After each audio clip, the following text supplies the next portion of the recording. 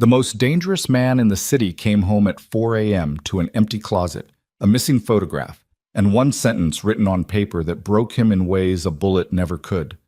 She didn't scream, she didn't beg, she just disappeared and took every piece of him with her. This is the story of a woman who chose herself over an empire. Stay until the end. Hit like. And drop your city in the comments. I want to see how far this story travels. Shut. The elevator doors opened at 4:03 a.m. Rafael Viscari stepped out into the penthouse foyer, and the first thing that hit him was the silence. Not the ordinary silence of a sleeping house, the kind he had grown used to over 14 years of marriage. The soft breathing quiet of someone in the next room, perfume on the air, the small mechanical sounds of a home that was lived in. This was different. This was the silence of a space that had been deliberately emptied, the kind of silence that had weight to it. He stood there in his overcoat, keys still in his hand, and felt it before he saw it. His shoes were quiet on the marble as he moved down the hallway. The lights were off. He didn't turn them on. He had walked this corridor 1,000 times in the dark, and his body knew every inch of it, knew where the hall table sat, knew the small oil painting Vivian had hung there 3 years ago, the one she had picked up at an estate sale and loved unreasonably, some anonymous landscape of a coastline he had never bothered to ask about. He stopped, reached out. The wall was bare. He stood there with his fingers against the smooth plaster where the frame should have been, and something moved through his chest that he couldn't immediately name. He pushed it down and kept walking. The bedroom door was open. He reached for the light switch. The overhead came on and the room looked wrong in the way that takes a moment to parse, the way a familiar face looks wrong when something fundamental has changed about it. Everything was clean, perfectly arranged. The bed was made with the precision of someone who had time to do it carefully, the pillows stacked correctly, the coverlet smooth. On the nightstand on his side, his reading glasses sat in their case, his phone charger, a glass of water, covered with a small saucer to keep it clean. On her side, nothing. He turned to the closet. He opened his half first, still full. His suits hung in their plastic dry cleaning sheaths. His shoes were lined up. His shelf of watches, the Patek Philippe, the 2 Omegas, the Rolex Daytona he never wore, all accounted for. He turned to her side and opened the door and stood there for a long time looking at the empty hanging rod, the bare shelves, the floor where her shoes had been arranged in a system only she understood. She hadn't taken everything. That was the thing that struck him. A few pieces remained, things on hangers with the careful spacing of objects left behind deliberately. The white gown she had worn to their 5th anniversary dinner, the mink coat he had given her for Christmas 3 years ago, the Chanel suits, the Valentino. All of it still there, still expensive, still perfectly preserved. She had taken only what was hers. He moved to the bathroom. Her side of the double vanity was clean. No perfume bottles, no creams, no small painted ceramic dish where she kept her earrings. The shelf where her things had lived for over a decade was bare except for one object, a small blue glass bottle, nearly empty, the last of a perfume she had worn when they first met. He picked it up, uncapped it, held it to his face for just a moment. He put it back, walked to the living room. The large photographs were gone from the walls. The wedding portrait above the fireplace, the black and white they had taken in the hills outside the city, her laughing at something he had said, the candid from their honeymoon in Portugal, the family portrait from 8 years ago at his mother's house in Palermo. All of it gone, leaving pale rectangles on the paint like ghosts. What remained were the things he had chosen, the art he had bought as investments, the sculpture in the corner, a piece he had purchased for $40,000 at auction without asking her opinion, the shelves of his books, his industry awards, the framed photographs of him with politicians and businessmen and men whose names would mean nothing to anyone outside certain circles. His life. Her life. Gone. He found the letter on the kitchen counter, weighted down with her set of house keys. A single folded sheet of cream stationery, his name written on the outside in her handwriting. He had always loved her handwriting, the way she pressed hard with the pen, the letters slightly forward-leaning, decisive. He opened it. One sentence. I'm done. The divorce papers are waiting at the office of my attorney, Marcus Webb. Don't look for me. Signed with her full name. Vivienne Aurélie Vescari. Like a document. Like something final.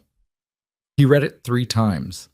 Then he folded it along its original creases and set it back on the counter. He stood in his kitchen in his overcoat with his keys still in his hand and looked at the place where the photograph of the two of them at his brother's wedding used to hang. Now there was just the faint shadow of a nail hole and a small square of lighter paint. Outside, the city was beginning to go gray at the edges. Somewhere far below, 42 stories down, a garbage truck moved along the street. He could hear it distantly, the grind of the compressor, the bang of a lid. Raphael Viscari, who had ordered men to disappear without losing a night's sleep, who had stared down federal investigators across polished conference tables and smiled, who had built an empire from nothing over 20 years by understanding exactly what leverage he held over every person in his orbit, sat down in a kitchen chair and put his face in his hands. He stayed there until the light through the windows went from gray to gold.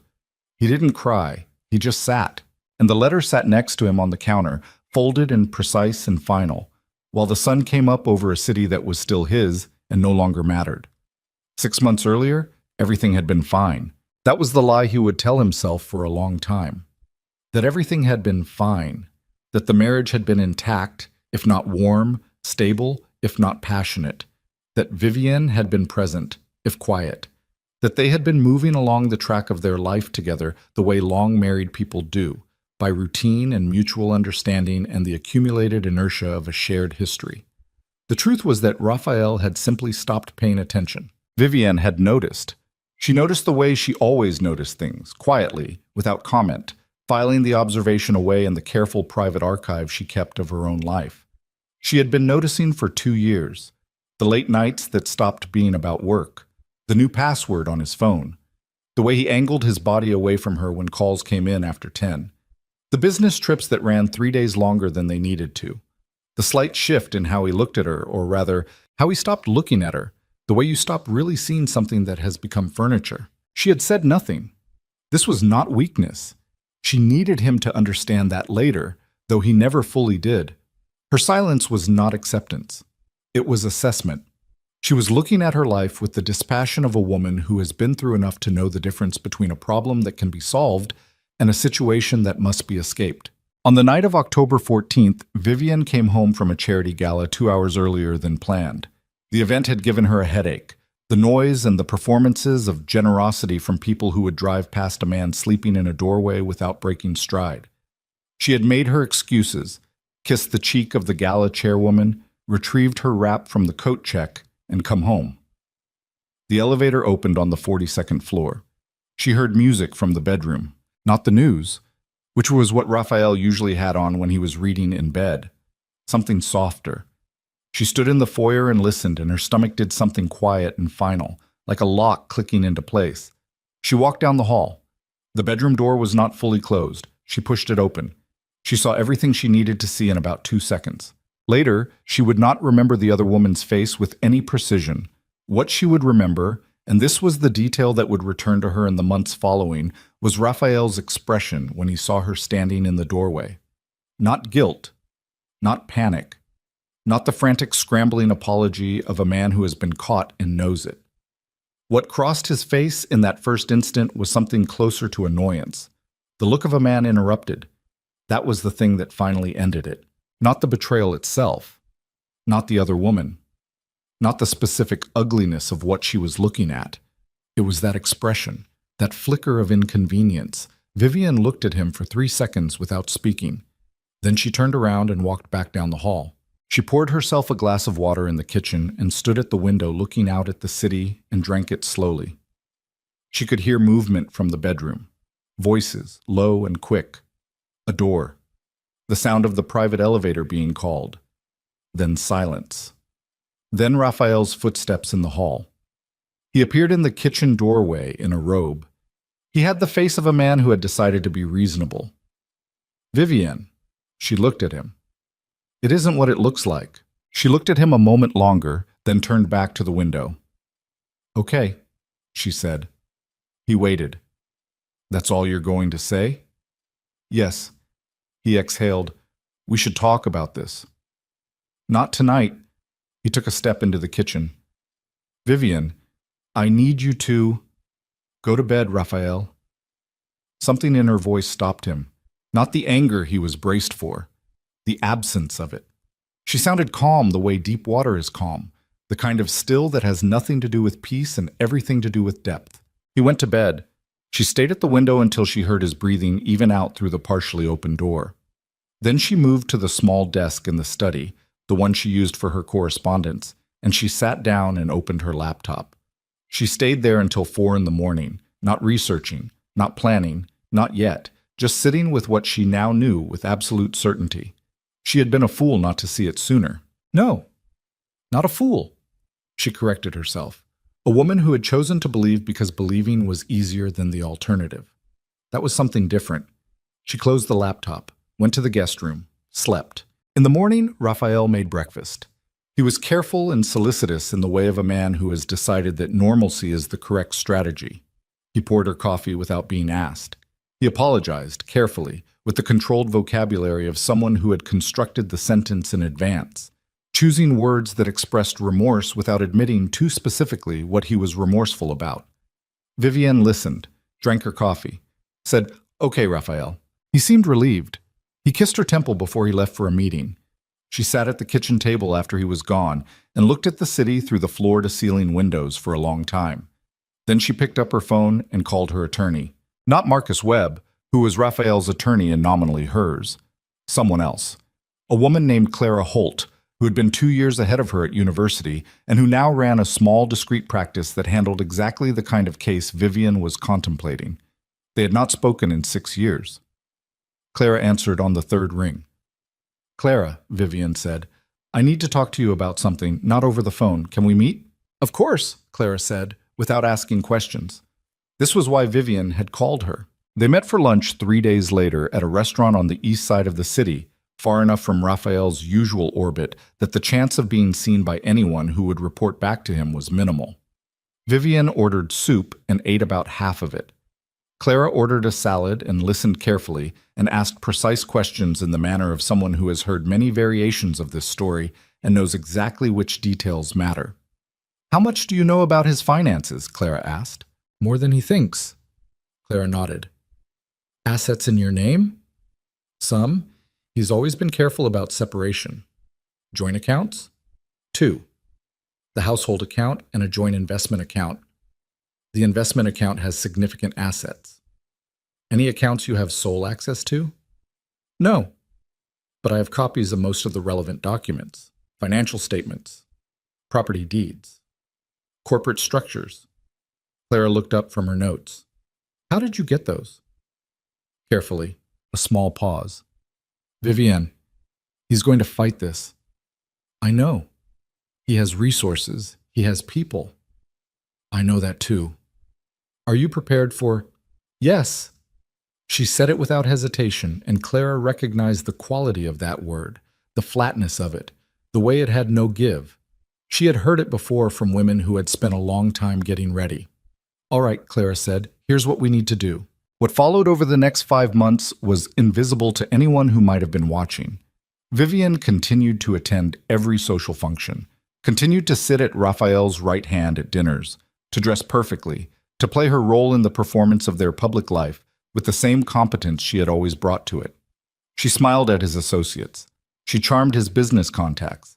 She let him believe she had absorbed the betrayal and filed it away, the way she had absorbed so many small things over the years. She opened an account at a bank on the other side of the country under her maiden name, Vivienne Aurélie Marchetti.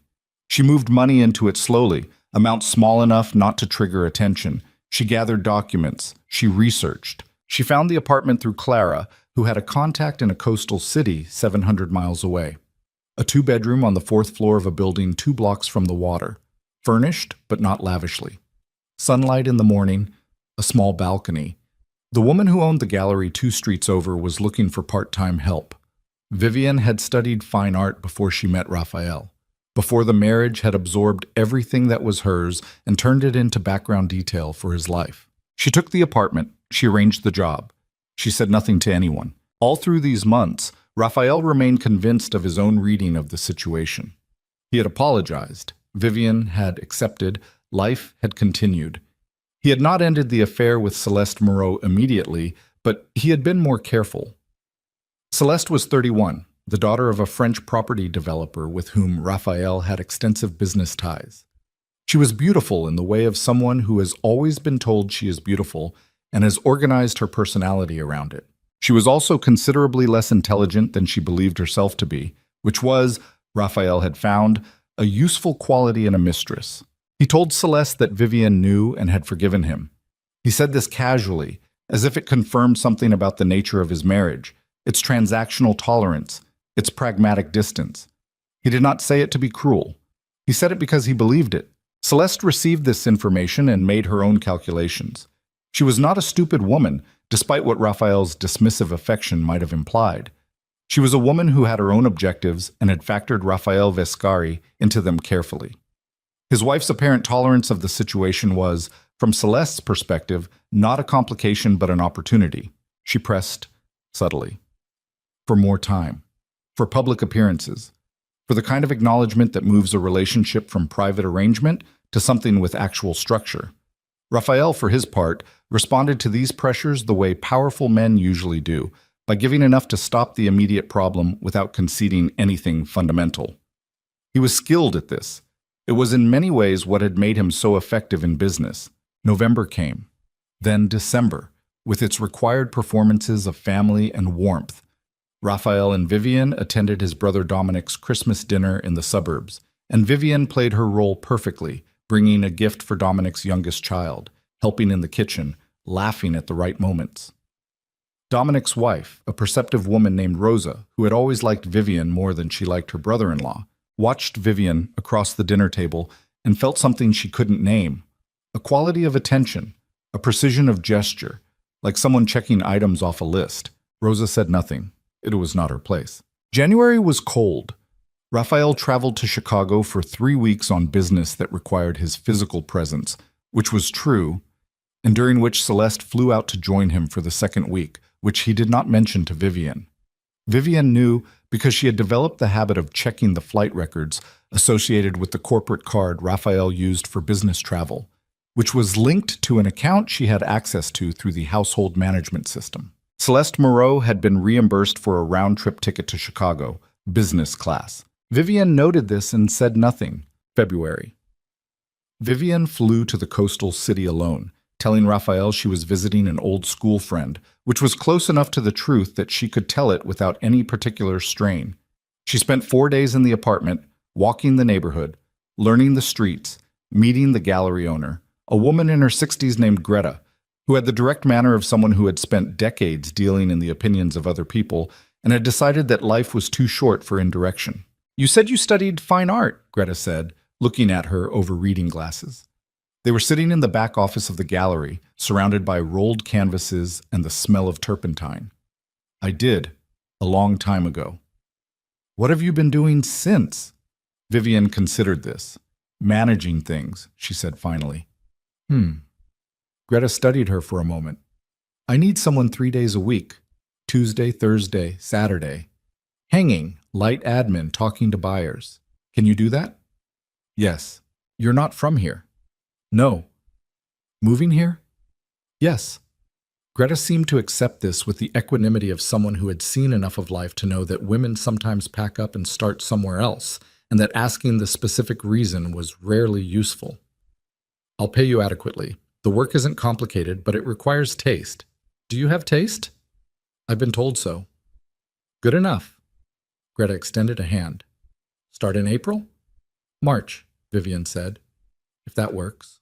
On the flight home, Vivian sat in the window seat and looked at the clouds for a long time. Something had loosened in her chest.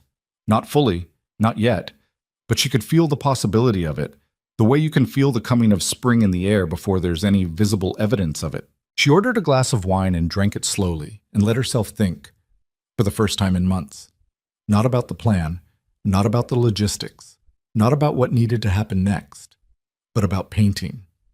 The particular quality of morning light she had seen through the apartment windows, the way the ocean sat at the end of the street, visible in a narrow gap between two buildings, the coastal color palette, grays and blues, and the pale gold of winter sand, things she hadn't had occasion to think about in years. She got home at 11. Raphael was awake, watching financial news in the sitting room. He looked up when she came in. How was the trip? Good. Restful. Good. He turned back to the screen. There's food in the kitchen if you're hungry. I'm fine. I'm going to bed. Okay. He did not look up again. She stood in the doorway of the sitting room for a moment, looking at the back of his head. 14 years. He had been remarkable when she met him, 33 years old and already someone, already moving through the world with the charged energy of a man who was building something. She had been 27, 2 years out of university, and working at a small auction house, and he had come to acquire a piece of art and had instead acquired her attention. He had been compelling and direct and certain in the way that she had found, at 27, irresistible. She was not 27 anymore. She went to bed. March arrived. On the first Friday of the month, while Raphael was in a series of meetings that would run until evening, Vivian had the moving company come. She had arranged it through a service in the coastal city, men who worked discreetly and quickly and asked no questions beyond what needed to be put in the truck. She had been specific about what she wanted. The things were already gathered, mostly in the guest room, accumulated over the previous weeks without any one addition being large enough to notice. Her art books, her sketchbooks, most of them untouched for a decade, still full of the work she had been making before the marriage ate everything. The old photographs, the ones of her family, her parents, herself before, the small paintings she had bought independently, the things on the walls that were actually hers, some books, a few pieces of jewelry given to her by her mother, practical things, clothes she actually wore rather than clothes that were required for a particular kind of performance. The movers came at 9. By noon they were done. Vivian walked through the apartment after they left. It still looked like his apartment. It still looked like their apartment. The absence of her things was not immediately obvious because there had always been a quality of staging to the space, a deliberate aesthetic that was more magazine spread than home. She had never fully felt at home in it, she realized, not even at the beginning. She changed into jeans and a sweater. She left the designer clothes hanging in their places. She sat at the kitchen table and wrote the letter. One sentence. She knew exactly what she wanted to say, and anything more than that sentence felt like explanation, and she owed him no explanation. She weighted it with the house keys. Both sets. She took the single bag she had kept back, the one with her laptop, her documents, her phone charger, the blue glass perfume bottle she had almost left behind and then couldn't. She rode the private elevator down to the parking garage. The car she had arranged was waiting, not one of Raphael's fleet, a rental she had booked under her maiden name. She put the bag in the trunk. She sat in the car for a moment. She thought about looking back up at the building. She decided against it. She pulled out of the parking garage and drove toward the highway, 1,200 miles between her and the rest of her life. She drove for the first 4 hours without music, just the sound of the road and the engine and the particular quality of silence that belongs to a decision already made. Outside the city, the landscape opened up, the packed density of the urban grid giving way to wider spaces, more sky, the pale winter colors of countryside in early March. She stopped once for gas and coffee. The woman at the counter was middle-aged and efficient and smiled at her in the automatic way of service. Vivian smiled back and felt something strange. She was no one here. No one knew her. No one knew what her husband did or who he was or what the weight of that was. She was a woman in jeans and a sweater buying bad coffee at a highway rest stop, and she was entirely anonymous, and it felt absurdly like surfacing. She drove. By the time she crossed into the coastal region, it was past dark, and the quality of the air was different. She could smell it, even with the windows closed, something salt-heavy and clean. She found the apartment building without difficulty. The property manager had left a key in the lockbox as arranged. She carried her single bag up 4 flights of stairs and unlocked the door and stood in the small entrance in the dark. She found the light switch. The overhead was warm and yellow, and it fell across the bare wooden floors and the simple furniture and the wide windows that in the dark showed only the lights of the city and the black space beyond them where the ocean was. She stood there for a long time. Then she set her bag down, went to the window, and opened it, and the cold March air came in carrying the sound of the ocean 2 blocks away, just audible, just present, like something breathing. She did not call anyone. She did not check her phone. She knew what would be on it eventually, and she was not ready for eventually yet. She sat cross-legged on the floor in the center of the empty living room in her coat and listened to the ocean. Back in the city, At 4:03 in the morning, the private elevator opened on the 42nd floor. Raphael Viscari stepped out into the silence and felt the wrongness of it before he understood it. He walked through the apartment and found the emptied spaces and the bare walls and the letter on the kitchen counter, and he read the one sentence she had left for him, and he read it again, and then he folded it along its original creases with the steady hands of a man whose entire survival has been built on never letting anything show. He sat in the kitchen in the dark for a long time. Outside, the city turned from black to gray to gold, as the sun began to rise over buildings that were his, and streets that were his, and a life that was his. All of it his, none of it hers anymore. He picked up his phone and stared at her name in his contacts for a long time. His thumb hovered over the screen. Then he put the phone face down on the counter next to the letter. He had people who could find anyone. He knew this with the same certainty he knew everything about the architecture of his power. He had resources and reach and contacts in places that most people didn't know existed. If he wanted to find Vivian Marchetti Vescari, he could find her within 48 hours. He looked at the letter again. Don't look for me. He sat there as the morning light filled the kitchen, and for the first time in 20 years of building and acquiring and controlling, Raphael Viscari did not know what move to make next. And the not knowing sat in his chest like something broken, like a thing that had been load-bearing and was now gone. And he could feel the structure of himself beginning, very quietly, to list. He hadn't known it was load-bearing. He hadn't known until it was gone. He found Dominic at 7 in the morning, not at Dominic's office, which wouldn't open for another 2 hours, and not at the family home in the suburbs where Rosa would be getting the kids ready for school, and the last thing Raphael needed was an audience. He found him at the gym on Marchetti Street, the private one that only a handful of people had access to, where Dominic went every Tuesday and Thursday at 6:30 to work through whatever the week had put in him before the day made its official demands. Raphael was sitting on the bench outside the locker room when Dominic came out, towel around his neck, hair damp, moving with the loose-limbed ease of a man who had just spent an hour doing something purely physical and felt better for it. He stopped when he saw Raphael. He looked at him for a moment. "How long have you been here?" 20 minutes. Dominic sat down on the bench across from him. He looked at his brother's face, at the overcoat he was still wearing, at the stillness of him that wasn't calm but something else. The stillness of a man who has been sitting with something bad for long enough that his body has simply stopped reacting. "Tell me," Dominic said. "She's gone." A pause. "Gone. Left. Last night, or yesterday. I came home at 4 and the place was half empty." He paused. "There was a letter." "What did it say?" "One sentence." Raphael looked at the floor between his feet. "She's filing for divorce." Dominic said nothing for a moment. He pressed the towel against the back of his neck. Outside the small high window of the locker room corridor, the city was fully awake now, morning traffic audible as a low, continuous sound. "Where is she?" "I don't know." "Do you want me to—" "No." Fast. Flat. "No, I'm not doing that." Dominic studied him. In 38 years of being Raphael Viscari's younger brother, he had learned to read the register of that voice with some precision, and what he heard in it now was not the tone Raphael used when he was making a strategic decision. It was something rawer than that, something that made Dominic choose his next words carefully. "Okay," he said. "She planned it." Raphael said this almost to himself. This wasn't... She didn't just decide and leave. She planned it, the way she plans things, quietly. He stopped. Months. Had to be months. "Raphael, the paintings were gone, the photographs, her mother's jewelry, all of it was already gone. It had been moved before last night." He looked up at Dominic. "She was living with me for months while she was planning to leave me, smiling at me, having dinner with me, coming to Dominic's Christmas dinner and helping Rosa in the kitchen, and I had no idea." He stopped again.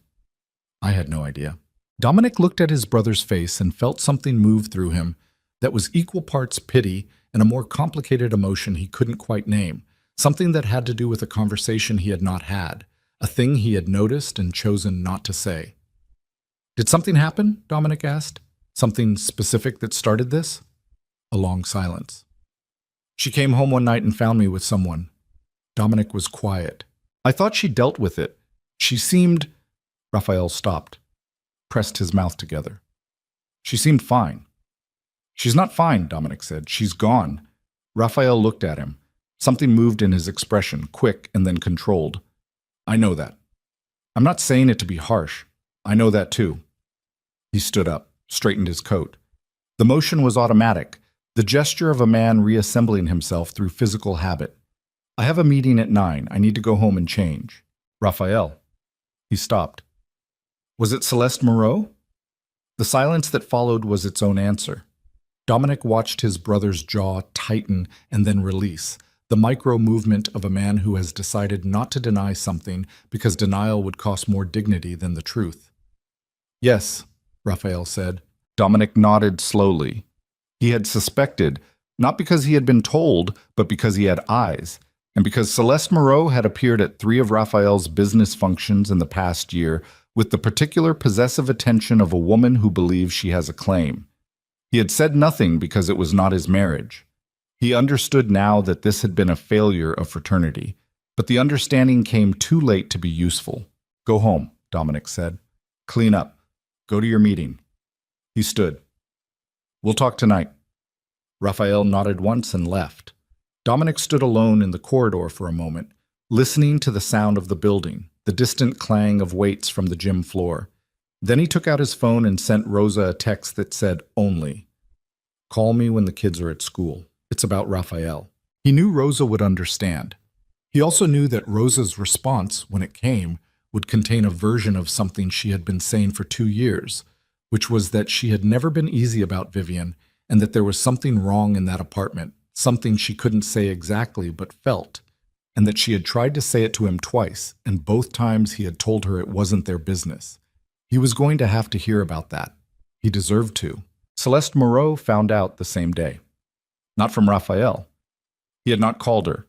He had gone home, changed, gone to his 9 o'clock meeting and his 11 o'clock meeting, had lunch with a man named Carver who ran his legal affairs, and who spent the meal watching Raphael with the careful attention of someone who can see that something is wrong but has been around long enough to know not to ask, and then gone back to the office and worked until 6. Celeste found out because a woman she knew, the wife of a man in Raphael's circle, sent her a message in the afternoon.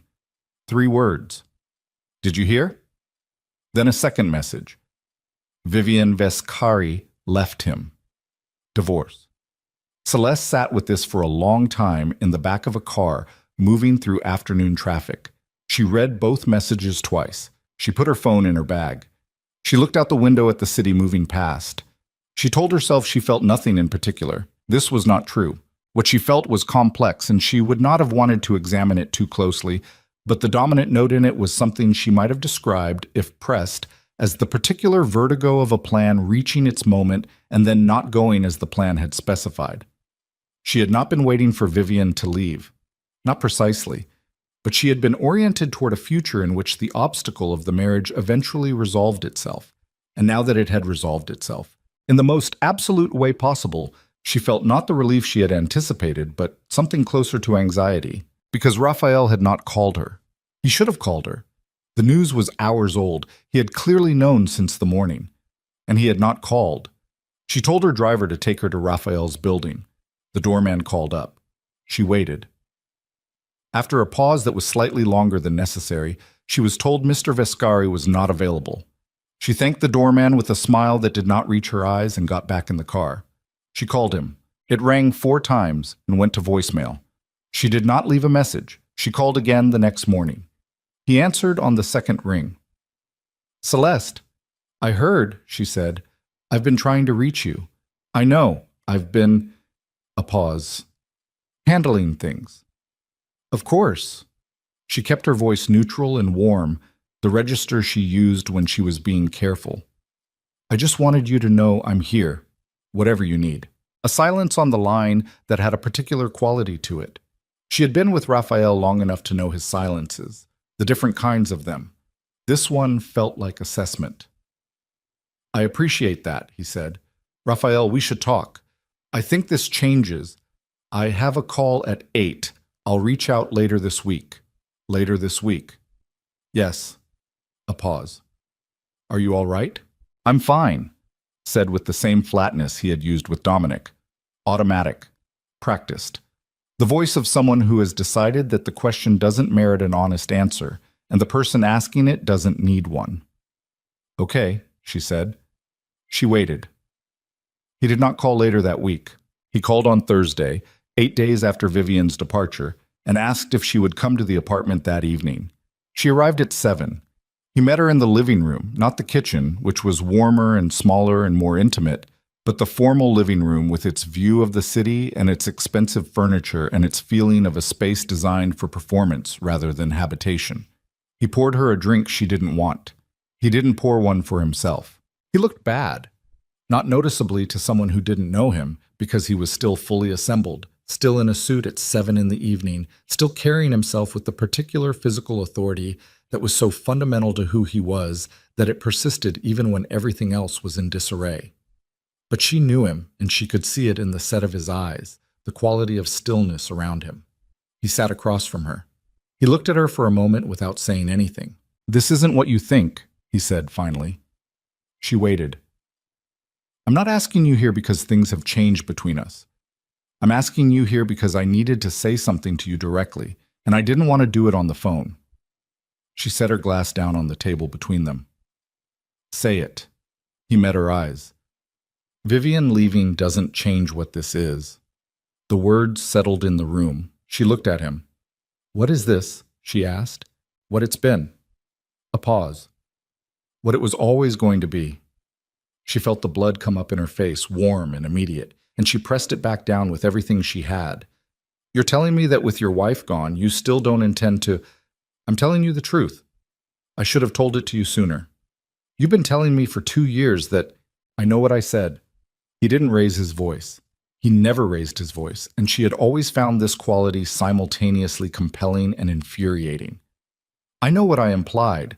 That was wrong. I'm correcting it now." She stood up. She was very controlled. Her hands were steady, and her posture was excellent, and the only sign of what was happening inside her was a tightness around her jaw that she could not entirely suppress. "You spent 2 years," she said, "letting me believe I never made you any promises. You made implications that function as promises, Raphael. You know that." He looked at her without moving. "I wasted 2 years," she said. Her voice was still very controlled. "Do you understand that? I had other options. I made choices based on what I believed about what this was becoming." "I know." "And you're telling me it was nothing." "I'm telling you it was what it was. It was never going to be more than that." He looked at her steadily. "I'm sorry, I mean that. I should have been clearer." She stood there for a moment. She looked at him, at the absolute immovability of him, and understood with a cold clarity that there was nothing to argue toward. He had decided.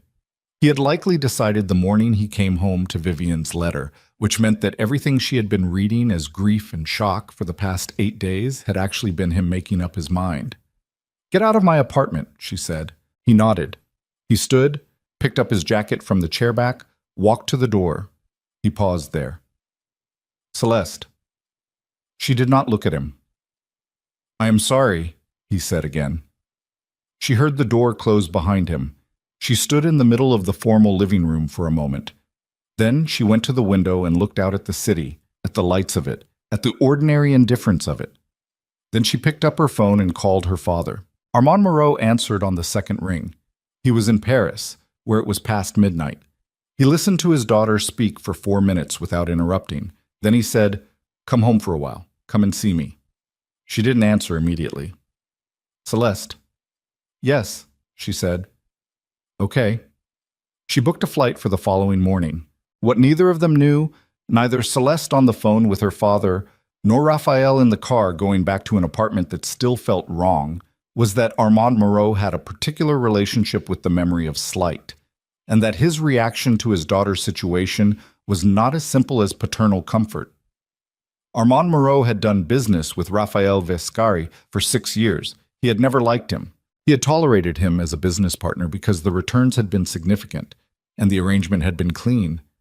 But he had watched the way Raphael moved through the world, and he had formed opinions that he kept to himself because they were not yet useful. They were about to become useful. On the coast, Viviana was learning the rhythm of a different life. She woke at 6:30 without an alarm, which had not been true in years. The apartment was cold in the mornings, and she had learned to make coffee first thing and wrap herself in the heavy wool blanket she had bought at the market on her third day, and stand at the open window with it around her shoulders while the light changed over the water. She could see the ocean from here if she leaned slightly to the left, a thin strip of it between the buildings, gray-green in the mornings, occasionally silver. Greta was exactly as she had been at the interview, direct and demanding and fair, with the bone-deep competence of someone who had spent decades doing one thing with full attention.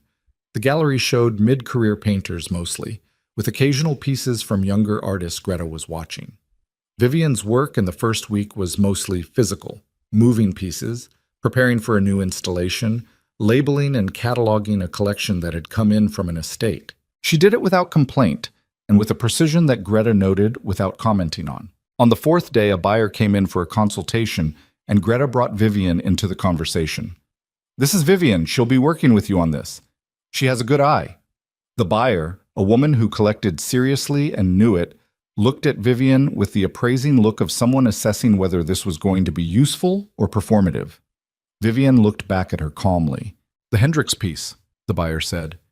"I've been looking at it for 3 weeks. I keep going back and forth." "What's holding you back?" "The scale.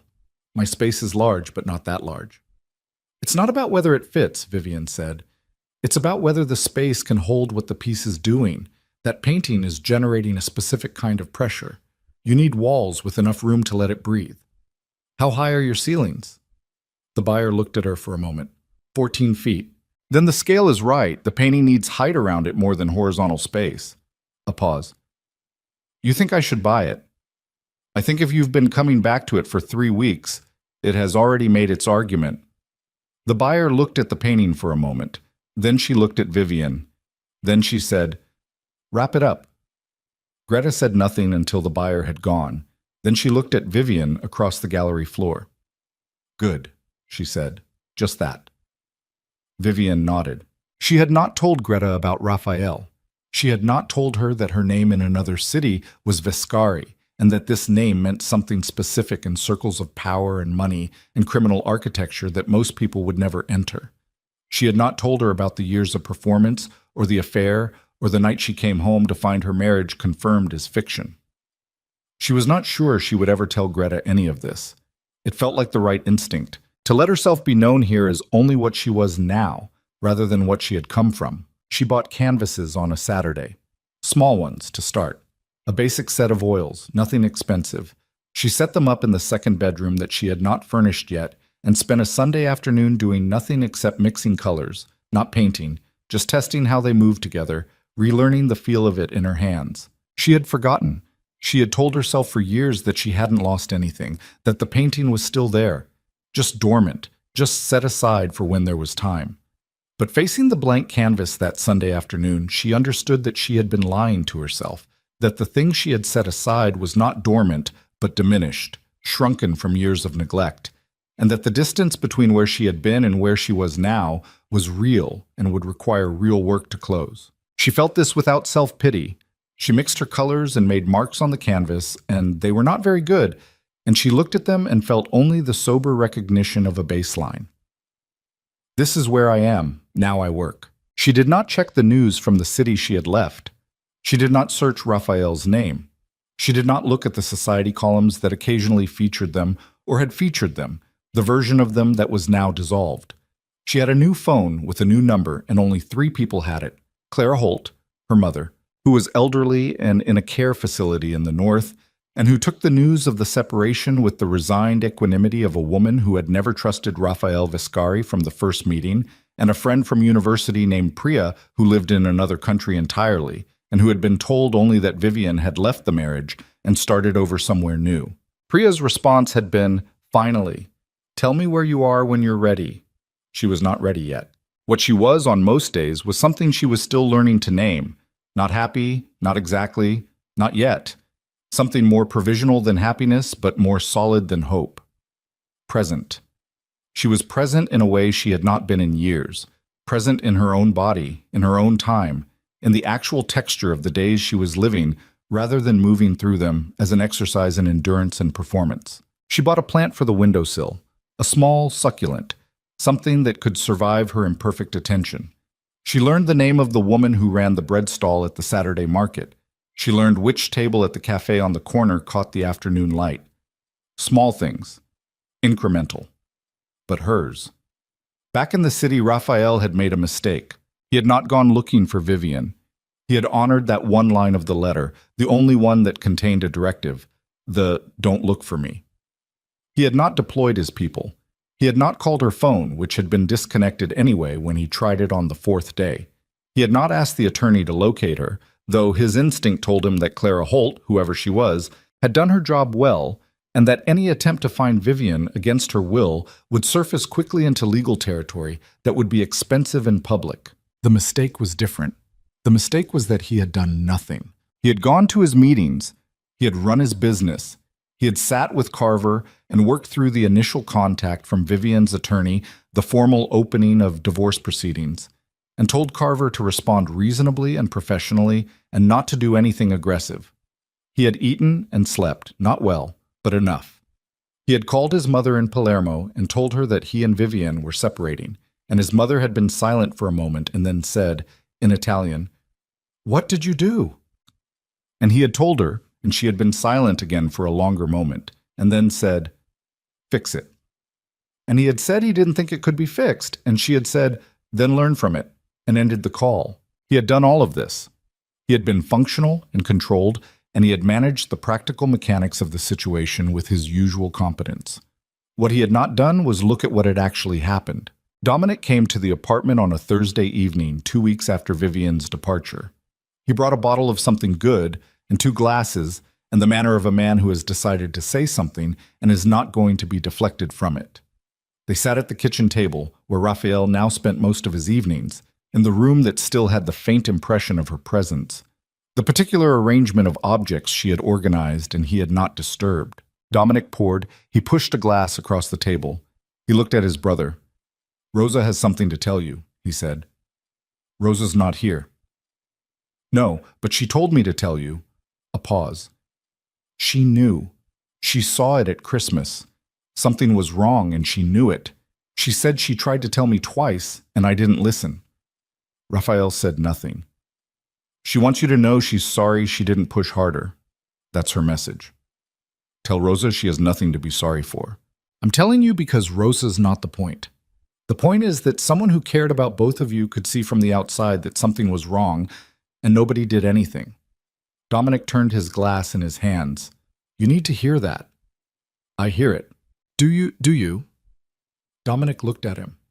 "Because you've been running the same way for 2 weeks, handling things, managing the logistics. And that's what you do, Raphael. That's what you've always done. You manage things and contain things and control things, and it works. It works for business. It works for—" He gestured vaguely toward the window, toward whatever lay behind it. "All of that. But this isn't that." Raphael looked at his glass. "She planned for months," Dominic said. "She sat across from you every day for months, and she was already gone and you didn't see it. That's the thing you need to look at, not the mechanics of the divorce, not whether you can find her or convince her or negotiate something. The thing you need to look at is the part where she had been gone for months, and you didn't even notice." A long silence. "I know," Raphael said. "Then what are you going to do with that?" Raphael didn't answer. He turned his glass in his hands in an echo of his brother's gesture, the small, nervous motion of a man who doesn't have a nervous system that admits nervousness, except in these small physical ways. Outside the window, the city went on, and on the coast, in a small apartment flooded with morning light, Vivian Marchetti stood in front of a canvas and made the first mark she was not ashamed of, a line of deep blue along the horizon of a painting that was beginning, slowly, to look like the view from her window, and felt something loosen further in her chest, another fraction of the distance between who she had been and who she was becoming. 3 days later, Dominic received a call from a contact in his network, a man named Forster who moved in the overlap between legitimate finance and the kind of business that Raphael's organization depended on for its operational complexity. Forster's message was short. Armand Moreau had pulled out of 2 joint ventures with the Vescari organization. Quietly, technically, with 30 days' notice and full contractual compliance. No stated reason. But the timing was precise, and in the world Raphael operated in, the timing was the message. Dominic called Raphael immediately. "Moreau's out," he said when Raphael answered. A pause. "Both ventures?" "Both." Another pause, longer. "When?" "Notice filed yesterday. Forster says it's clean. No breach, no dispute. Just an exit." The silence on the line was a particular kind. The silence of a man recalculating, reassessing, running the implications at speed. Dominic waited. "That's $62 million in connected capital," Raphael said finally. "If he's out, Hargrove will look at his position, and if Hargrove moves, I know. How solid is Forster's information?" "Solid." Another silence. Then, "It's Celeste." "Yes," Dominic said. "He's doing this because of Celeste." That would be my reading. The silence that followed was the longest yet. Dominic said nothing because there was nothing useful to say. They both understood what was happening. Armand Moreau, who had built his fortune through patient, precise, and entirely ruthless financial maneuvering, was not a man who made emotional decisions. But he was a man who kept accounts. And his daughter had spent 2 years on an investment that had not paid and would not pay, and someone was going to absorb the cost of that. And he had decided it would be Raphael Vescari. "I need to make some calls," Raphael said. "Yes," Dominic said. "You do." After he hung up, Raphael sat for a moment in the quiet of his office. The afternoon light came through the windows at a low angle. He looked at the desk, at the phone in his hand, at the city visible through the glass. He thought about Celeste in his living room, standing very still, her voice controlled while her face told him everything she wasn't saying. He thought about telling her it was what it was, that he had never made promises, that he was sorry. All of it technically true, none of it sufficient. He thought about Vivian standing in the bedroom doorway on October 14th. 3 seconds, then turning around without a word. He thought about the letter. 1 sentence. He had broken things in an order he hadn't understood when he was breaking them, and now the fractures were spreading outward in directions he hadn't anticipated, and the thing he had spent 20 years building was beginning to show the structural consequences of a foundation he had never properly examined. He picked up the phone. He started making calls. But somewhere in the sequence of those calls, between the 4th and the 5th, a different kind of message arrived. Not from Forster. From a different source entirely, a name in his contacts that belonged to a man who worked in federal monitoring, the kind of man whose usefulness was precisely his willingness to provide a certain category of advance information in exchange for a certain category of financial arrangement. The message was 4 words. "They're looking at you." Raphael read it twice. Set the phone down. Looked out the window. The Moreau withdrawal had not just been a financial move. It had been a signal. And someone, somewhere in the structure of his world, had taken that signal and done something with it, something that was now generating the kind of attention that, once started, did not stop. He had been careful for 20 years, careful and precise, and always several steps ahead. He picked up the phone again. But his hands, for the first time in longer than he could remember, were not quite steady, and the city outside the windows looked the same as it always had. And he understood, with the cold certainty of a man who has built too much to pretend he doesn't know what collapse looks like from the inside, that the ground beneath the empire had just shifted. The 5th call never got made. Raphael set the phone on the desk and looked at the message again. 4 words on a gray screen in a quiet office 40 stories above a city that was still, outwardly, entirely his. "They're looking at you." He read it the way he read everything that arrived through that particular channel. Not with alarm, not immediately, but with the careful attention of a man who has learned that the first reading of a warning is always incomplete. He typed back 1 word. "How long?" The response came in under a minute. Weeks. Maybe more. Forster triggered something when he started asking questions. Raphael put the phone face down. Forster. He sat with that for a moment. Dominic had used Forster to get the information about Moreau, which meant Forster had been asking questions about Moreau's financial movements, which meant Forster had generated a footprint, and that footprint had been noticed by people who were already, apparently, in the process of looking. Not because of Forster. Forster had only accelerated a timeline that was already running. They had been looking before Moreau pulled out. He stood. walked to the window, looked at the city the way he had looked at it 1,000 times, with the particular ownership of a man who has fought for something and won it, and knows every inch of what he holds. The light was going amber now, late afternoon sliding toward evening, the buildings catching it along their upper floors while the streets below went to shadow. 20 years. He had been careful for 20 years. He went to the bar cabinet in the corner of the office, poured 2 fingers of bourbon, and did not drink it. Just held the glass and thought. The structure of what he had built was complex in the way of things that have grown organically rather than been designed from the start. Each piece connected to the next through relationships and arrangements that were individually defensible and collectively something else. The federal interest, if it was real, and not simply his contact being dramatic, would be looking for the connective tissue, the thing that tied the legitimate to the illegitimate. The bridge. Every bridge had a builder. He thought about who knew enough to matter. He thought about this with the cold, systematic attention of a man who has spent 20 years thinking about exactly this category of problem, and he arrived at the same short list he always arrived at when he ran this particular calculation. Carver. His attorney, who knew the legal architecture. Dominic, who knew the operational structure. A man named Paulie Stenz, who had been with him for 15 years and managed the financial layering that kept the legitimate businesses clean. And one other person. A name he had not thought of in the context of risk for so long that the thought, when it arrived, felt almost absurd. Marcus Webb, Vivian's divorce attorney. He had assumed Webb was simply a divorce attorney, a competent one, presumably, given that Vivian had found him, but operating in a lane that was entirely separate from anything that could generate federal interest. Divorce proceedings were civil. The financial disclosure in a divorce case was significant, but it was not the same as... He stopped, set down the glass. Down the financial disclosure in a divorce case. The documents Vivian would have provided to her attorney in the process of building her case for asset division. The documents that Vivian had told Clara Holt in a lunch meeting Raphael did not know about, that she had been gathering carefully for months. Copies of financial statements, property deeds, corporate structures. See, he had never asked himself how much she knew. He had assumed she knew what wives of men in his position typically knew, which was enough to live comfortably and not enough to be dangerous. He had assumed this because it was easier than the alternative, and because Vivian had never given him any reason to believe she was paying that kind of attention.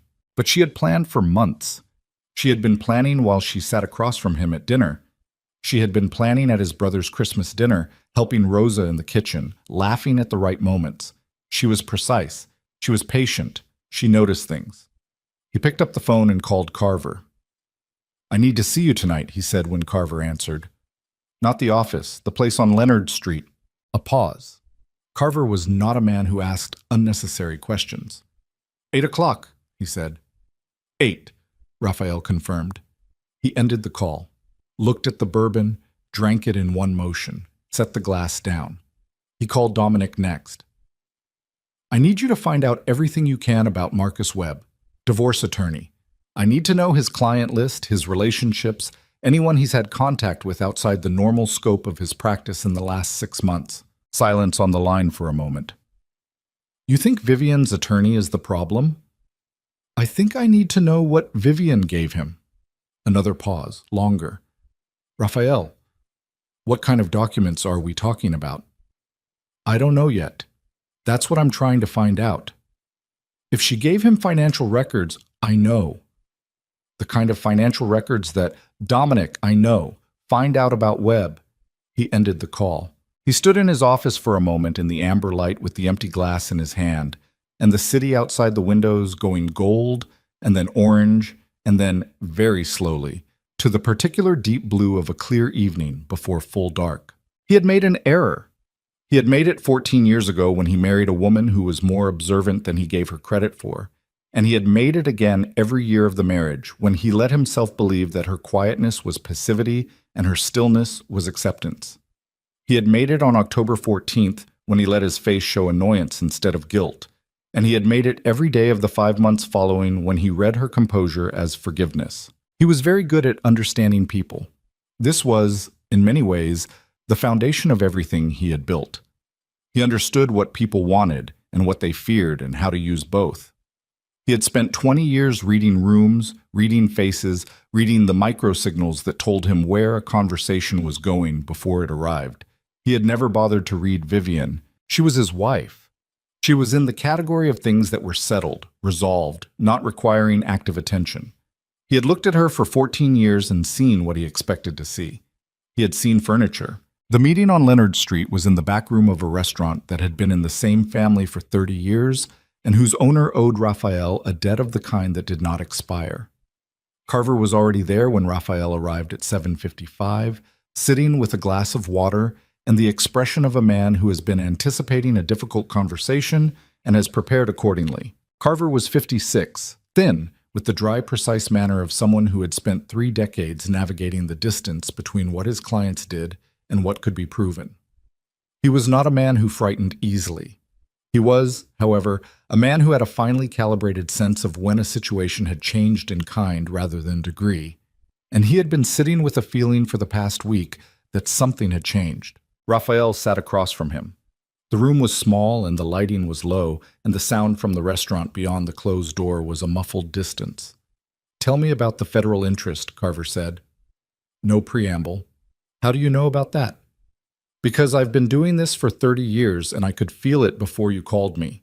He turned his water glass in his hands. "How solid is the source?" "Solid enough." "Timeline?" "Weeks, possibly already in motion." Carver nodded slowly.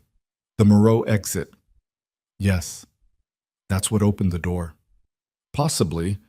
Or the door was already open and Moreau's exit was the first thing they walked through."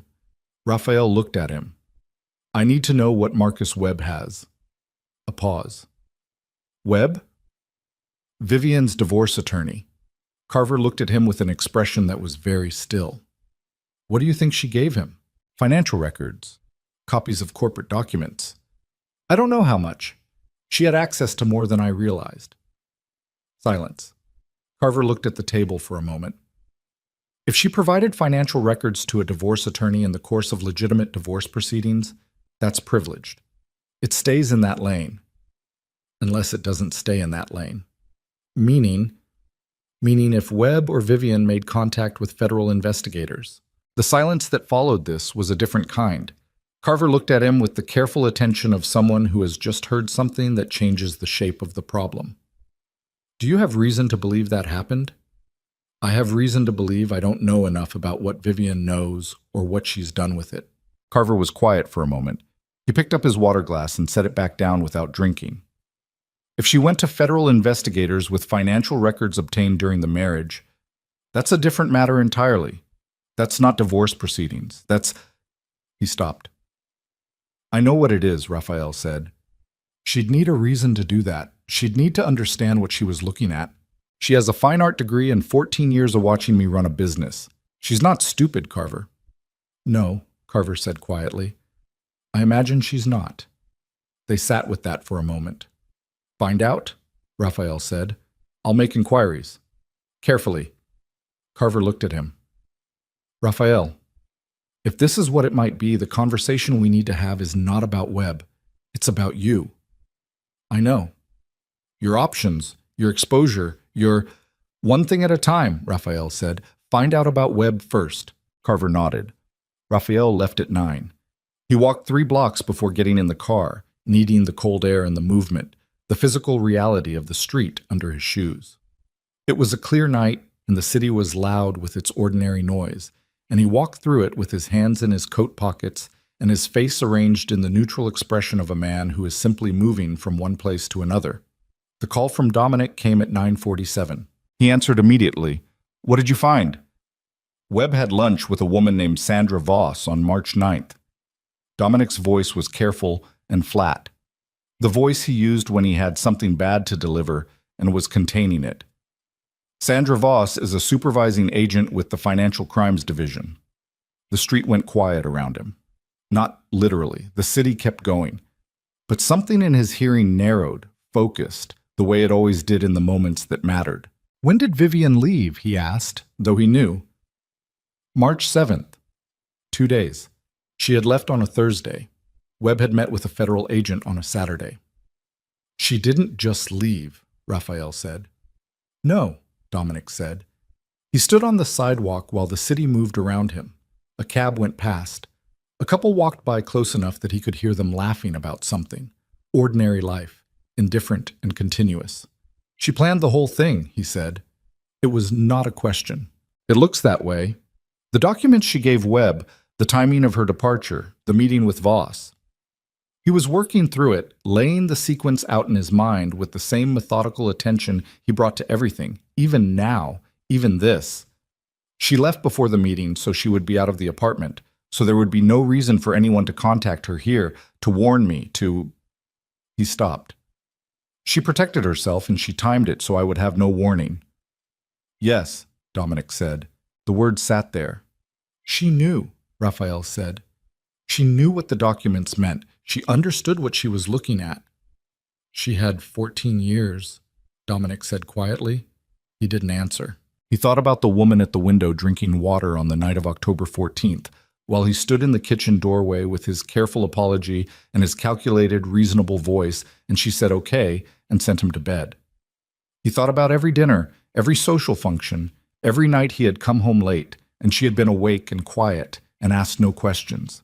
He thought about her at her small desk in the study, the one she used for correspondence, and understood now that the correspondence she had been conducting in those quiet late hours had been of a different kind than he had imagined. She had looked at the life he had built and understood it.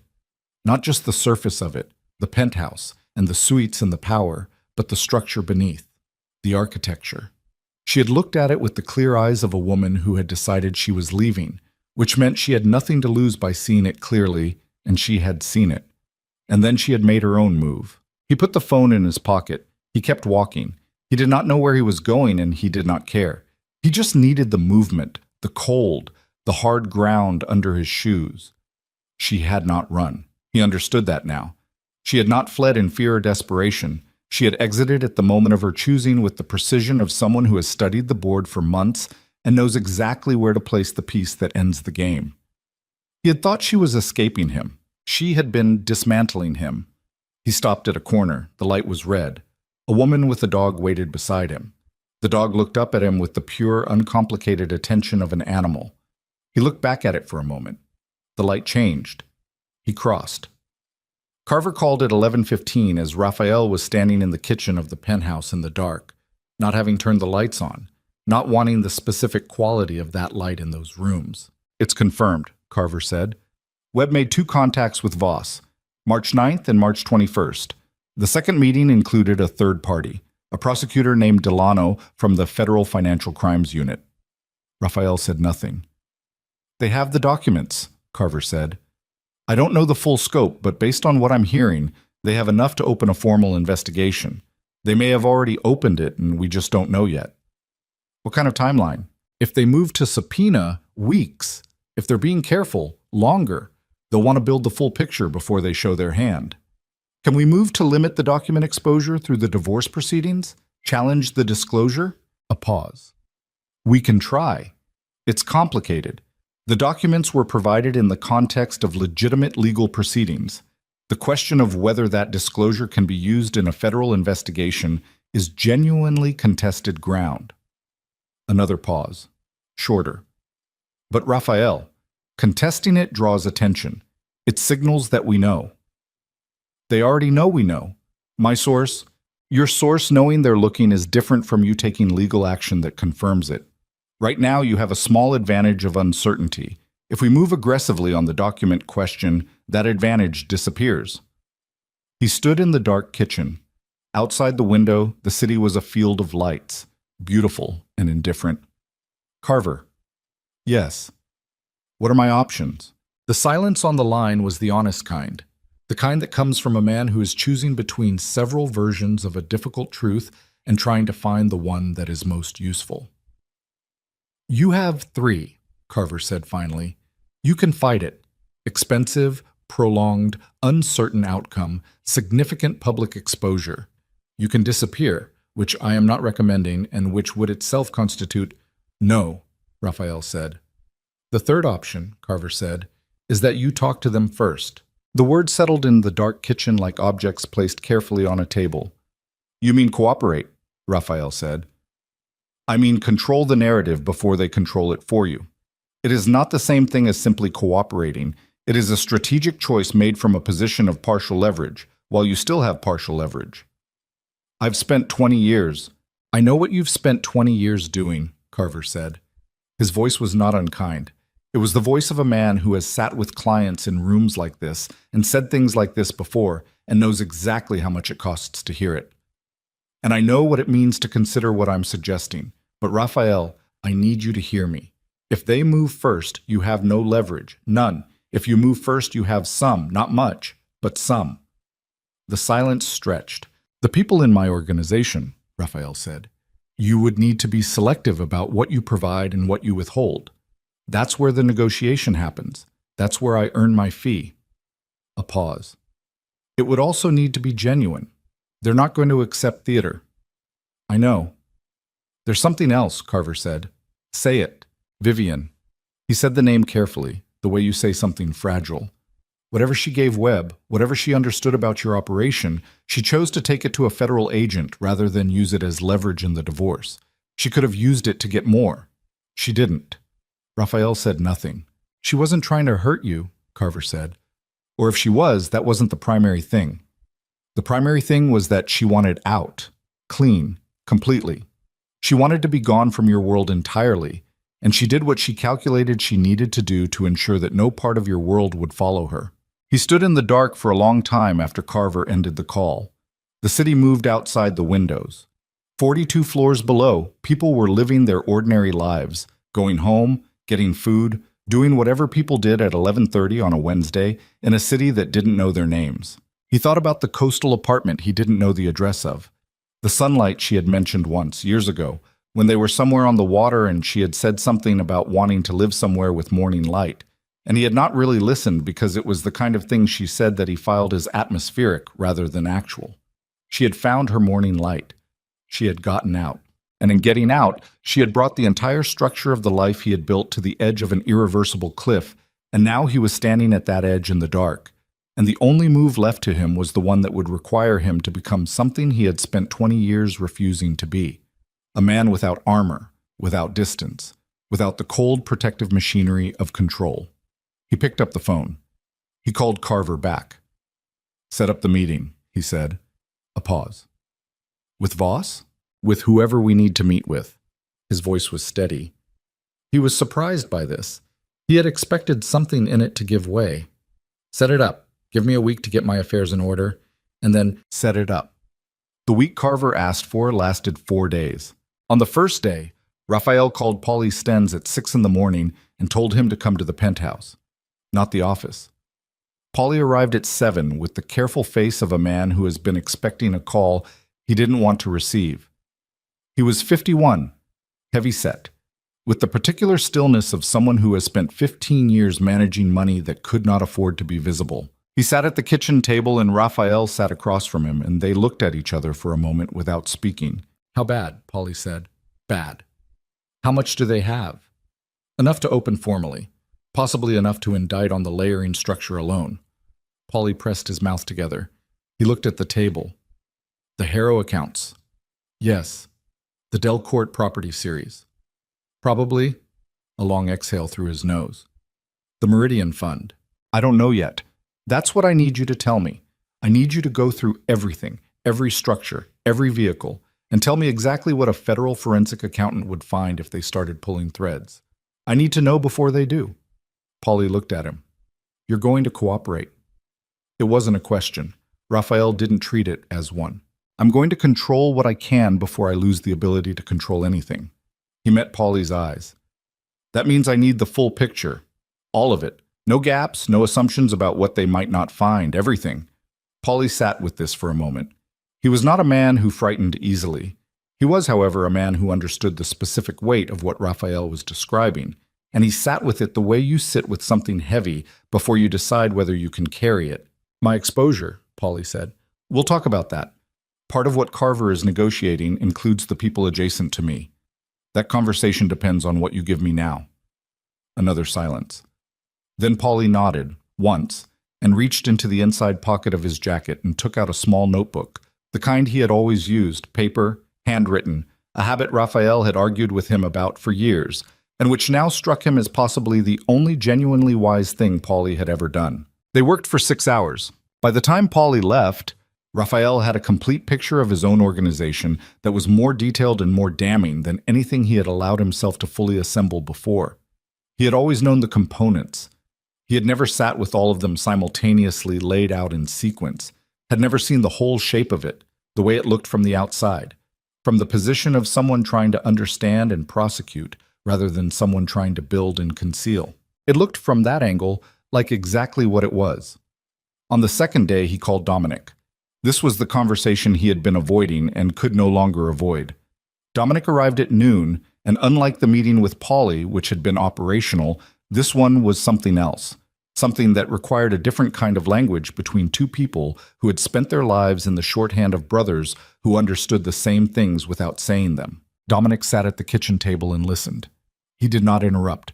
He did not ask questions until Raphael had finished, and when Raphael finished, he sat for a moment in the quiet of the kitchen and looked at his hands on the table. "You're protecting me," Dominic said. "I'm doing what Carver advises." "Raphael," he looked up. "Are you protecting me?" A pause. "The operational details that involve you directly are not the primary focus of what I'm providing. That's accurate." Dominic looked at him for a long moment. His face did something complicated, something that moved through several registers too quickly to name, before settling into a stillness that looked, from the outside, like composure, but was something rawer than that. "You should have let me find you someone else," Dominic said. His voice was quiet. "Years ago, when we were first building this, I told you it was getting too large and you should find someone else to carry the parts that needed carrying, and you said, I know what I said. You said you trusted me more than anyone else. That's still true. It shouldn't have been the reason." Dominic looked at the table again. "You put me in this because you trusted me, and I stayed because I trusted you, and neither of us ever thought about what it would look like from the outside." He stopped. "Rosa's going to—" He stopped again. "I know. She's going to be— I know, Dominic." The words sat in the kitchen between them for a moment. "The kids," Dominic said. His voice did something at the word that both of them registered and neither commented on. "Carver says your exposure is manageable," Raphael said. "The areas where your involvement is direct are narrow. He thinks a skilled argument about the scope of your knowledge. Don't." Dominic said it quietly. "Don't give me the legal version right now. Just tell me what's actually happening." A pause. "I made choices that put you in a position you shouldn't be in," Raphael said, "and I'm trying to limit the damage those choices do to you. That's what's actually happening." Dominic looked at his brother across the kitchen table in the apartment where the walls still held the shadows of photographs that were no longer there, and said nothing for a long time. "Okay," he said finally. That was all. On the third day, the meeting was set. Carver sent the details through a channel that required 3 steps to access, which was the kind of thing that would have felt theatrical 6 months ago and now felt simply practical. Federal Building on Crane Street, the office of Sandra Voss. 9 a.m. the following morning. Carver would attend as counsel. A prosecutor named Delano would be present. Raphael spent the evening reading through the materials Paulie had prepared. He sat at the kitchen table with a glass of water he didn't drink and read for 4 hours. He made notes in the margin of his own copy, things Carver needed to know, things that required framing, places where the narrative had gaps that could be managed. He worked with the focused attention of a man who has nothing left to do except prepare. At 11, he put the papers down and looked at the ceiling. He thought about Vivian. He had been thinking about her with a different quality of attention since the night Carver had said she wasn't trying to hurt you. He had been examining that claim, testing it against what he knew, and finding that it held. She had not used the documents as leverage. She had not extracted a larger settlement or threatened exposure to improve her position. She had left, and she had ensured she could leave cleanly and permanently. And the mechanism she had used for that was not revenge. It was closer to surgery, the precise removal of the thing that made her unsafe. She had protected herself. That was all. He was, obscurely, and without any right to be, proud of her. He did not know what to do with this, and so he filed it in the category of things that were true but not currently useful and went to bed. He slept 4 hours. At 5, he was awake and showered and dressed and sitting at the kitchen table again with coffee, watching the city go from black to gray in the windows. The same progression he had watched on the morning she was already gone. Carver arrived at 7:30. They reviewed the structure of what Raphael would and would not provide, the lines Carver had negotiated in advance, the framework of what cooperation looked like, and what it preserved. They went through it twice. Raphael asked 2 questions, and Carver answered them, and they looked at each other across the table, and Carver said, "You're ready." And Raphael said, "Let's go." And that was the end of the preparation. The federal building on Crane Street was exactly what it always was: glass and concrete, and the specific institutional quality of a space designed to process people rather than welcome them. They went through security. They took an elevator to the 9th floor. A junior agent met them and walked them down a carpeted corridor to a conference room that had a long table and 8 chairs and a window overlooking a side street and a whiteboard on one wall with nothing written on it. Sandra Voss was already there. She was 50, compact, with the kind of face that had learned not to give away information a long time ago. She stood when they entered and shook hands with both of them without warmth, but without hostility either, the professional neutrality of a woman who has done this many times and knows how to keep the room at the right temperature. Delano was younger, 38 or 40, with the energy of someone who believes in the work. He shook Raphael's hand and held the grip a half-second longer than necessary, looking at him with the direct, interested attention of someone who has been reading about a person for months and is now, finally, in the room with them. They sat. "Mr. Vescari," Voss said, "thank you for coming in." "Of course," Raphael said. The words were formal and almost absurd, and everyone in the room knew it. He had not come in out of civic virtue. He had come in because his attorney had calculated that this was the least bad option, and everyone at the table understood this, and the ritual of courtesy they were performing was simply the agreed-upon lubricant for a process that everyone needed to move forward. "We appreciate that your counsel reached out proactively," Delano said. "That's noted, and it matters." "Good," Carver said. "We want to be clear about what we're looking for," Voss said. She had a folder on the table in front of her, and a legal pad and a pen she had not yet picked up. "We're not interested in destroying something for the sake of destroying it. We're interested in a specific set of relationships and a specific pattern of financial conduct. If your client can help us understand those relationships and that pattern more completely, we have significant flexibility in how we discuss his own situation." "Define significant," Carver said. Voss looked at him. "Enough to make this conversation worth having." A pause. "What do you need to start?" Carver said. "The Moreau connection," Delano said. His voice was direct, no performance in it. "We know Armand Moreau's relationship with the Vescari organization goes beyond the stated joint ventures. We know there's a parallel structure. We want to understand it." The room was very quiet. Raphael looked at Delano. He thought about Armand Moreau in Paris, answering his daughter's call at midnight, saying, "Come home," processing his grief and his wounded pride, and deciding to make it Raphael's problem. He thought about how Moreau's move, which had felt like a business strike, had actually been the key that opened a door that was already unlocked, and how Moreau had no idea that in trying to punish Raphael, he had accelerated a timeline that would bring its own kind of scrutiny to the Moreau organization and its own kind of complications to a man who thought he was moving from a position of safety. "The Moreau parallel structure," Raphael said, "is more extensive than what you have in the documents you've seen." Voss picked up her pen. They went for 4 hours. Raphael talked with the careful precision of a man who has decided on a perimeter and is defending it, providing what was inside the perimeter with full detail and honesty, holding the perimeter itself with the practiced control of someone who has spent 20 years knowing where lines are. Carver intervened twice, once to clarify the scope of a question and once to request a 10-minute break during which he and Raphael stepped into the corridor and spoke in voices too quiet for the agents inside to hear. "You're doing well," Carver said in the corridor. "I know what I'm doing." "I know you do. I just wanted to say it." They went back in. By the time they finished, it was past 1. Voss closed her folder. Delano made a note on his legal pad and put his pen down. The quality of the room had changed in 4 hours. Not warmer, but more settled, the way a room changes when the thing that was going to happen has happened, and everyone can stop bracing for it. "We'll be in touch through your counsel," Voss said. "There are details to formalize, documents to sign. This is the beginning of a process, not the end of one. Understood, Carver said. Mr. Vescari. Voss looked at him directly for the first time since they had moved past the formalities of the opening. I want to be honest with you. What you've provided today changes things, but the process from here is going to be difficult.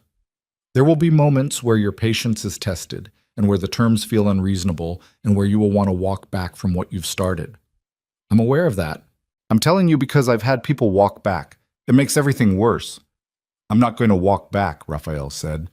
She looked at him for a moment. Whatever she was assessing, she apparently arrived at some provisional conclusion about it, because she nodded once and stood, and the meeting was over. In the elevator going down, Carver stood beside him and said nothing for 4 floors. Then he said, "That went as well as it could have."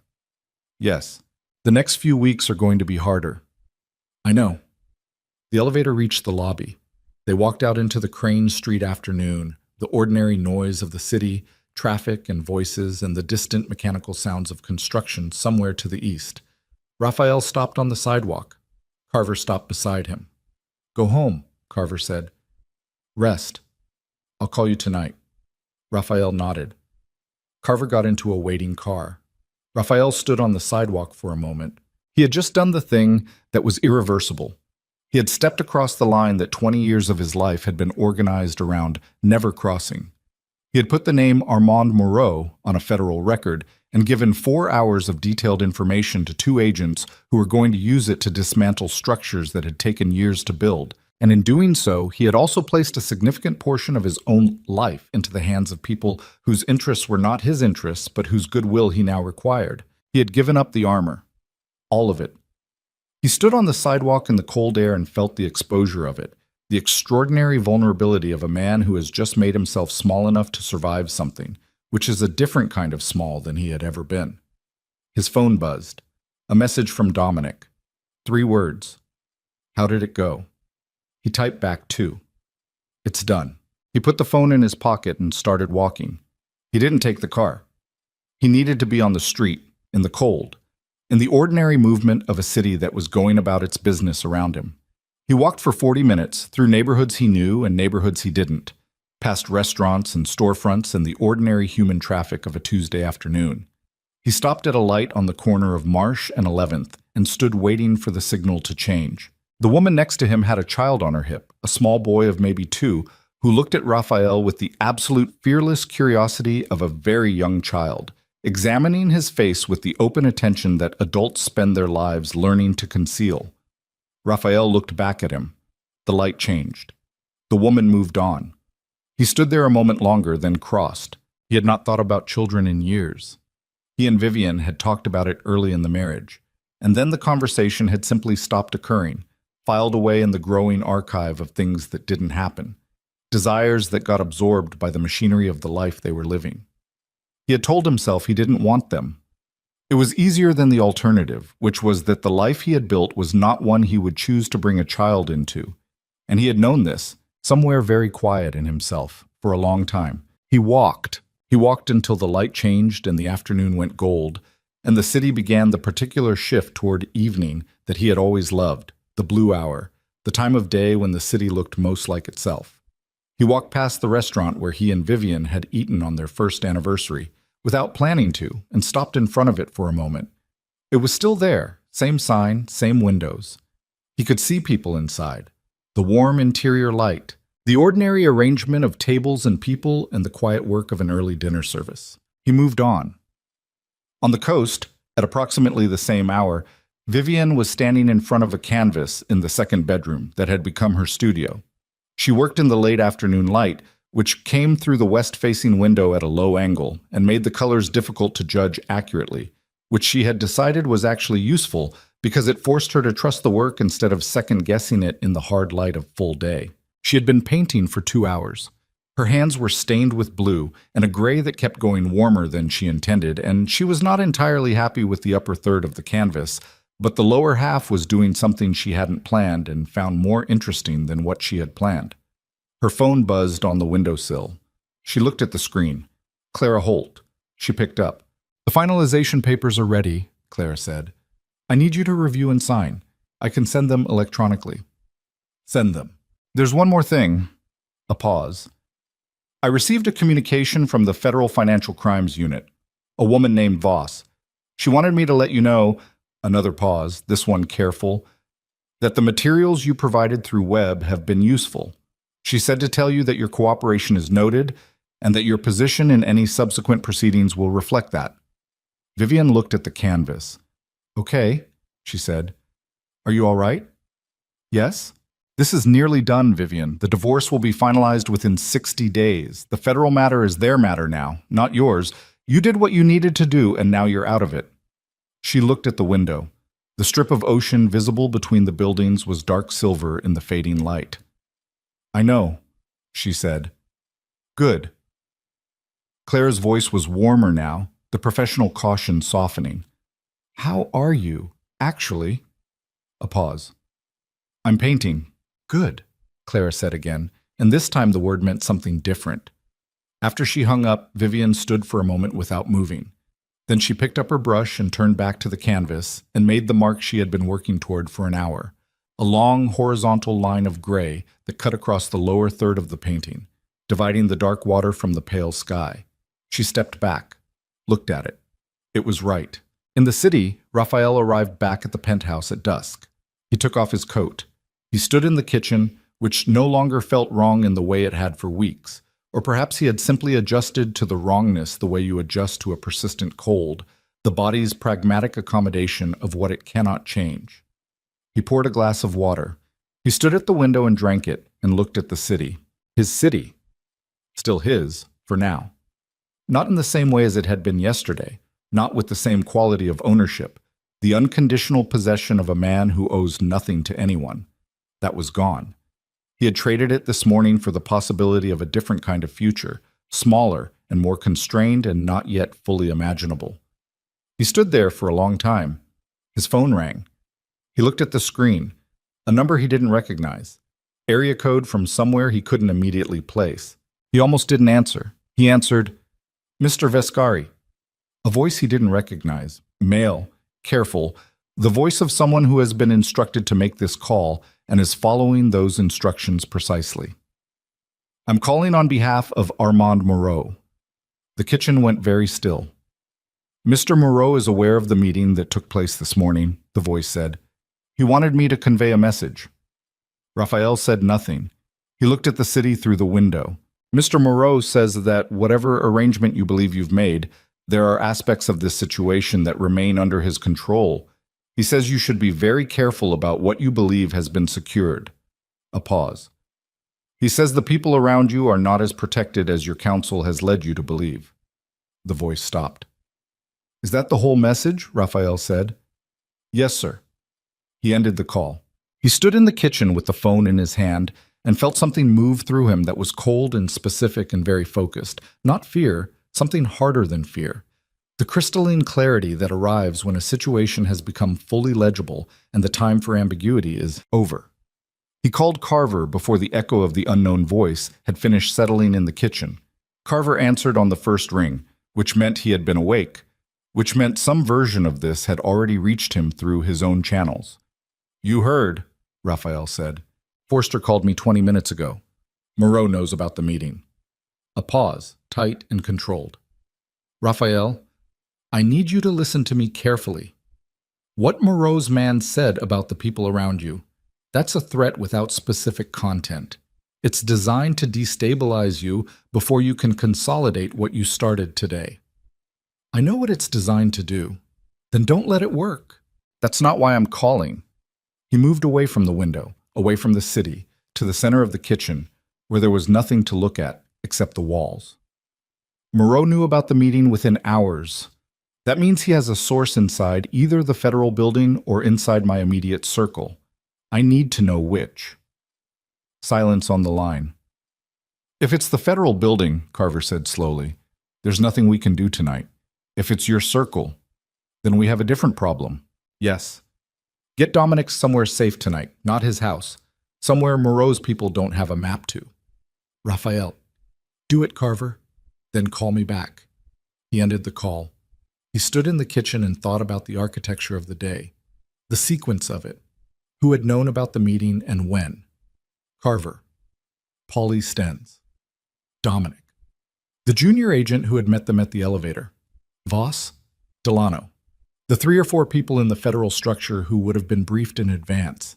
Paulie. He thought about Paulie sitting at this table with his handwritten notebook, working through 6 hours of financial detail with the steady competence of a man who has managed difficult information for a long time.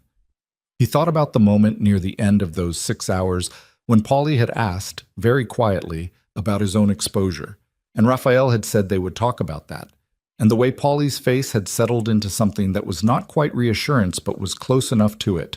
He thought about what a man does when he believes his exposure is not being adequately protected. He called a number he had not called in 4 years.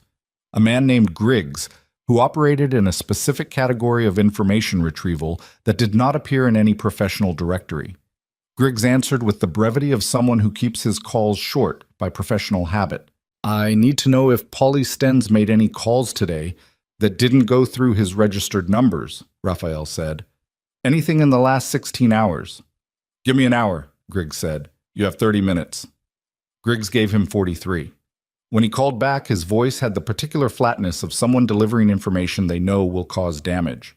"2 calls from a burner registered to a number I traced to a shell in Monaco. The shell has Moreau fingerprints." A pause. "First call was at 7:18 this morning. 40 seconds. Before your meeting." 7:18.